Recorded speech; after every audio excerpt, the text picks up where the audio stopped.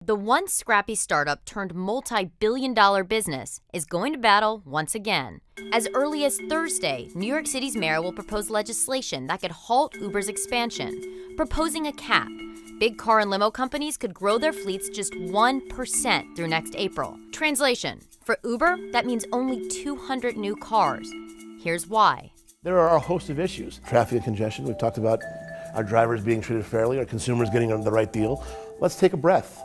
Let's just talk about capping for a short period of time the growth of new vehicles on our already congested and flooded streets to have that conversation. Uber dismissed the reasoning, citing politics, and pointed to jobs in jeopardy. They want to cap our growth, I think really as an offering to the taxi industry, who has showered them with a lot of campaign money. With a stroke of a pen, the mayor of New York City would be eliminating over 10,000 jobs. It's unbelievable.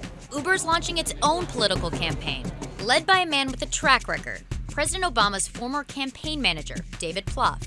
The company's releasing sponsored ads slamming the mayor. Tell Mayor de Blasio, don't strand New York. Hosting rallies. We have to support Uber because it's about our families. And taking its campaign global. Uber is now in more than 300 cities, many in which they're facing protests from local taxi drivers, millions of dollars in fines, and lots of regulatory questions. How is what's happening here in New York, how does it relate to what's happening all around the world when it comes to Uber taking a lot of cities, taking a lot of states by storm? Well, I think that certainly we've seen a lot of places around the world grapple with the Uber question.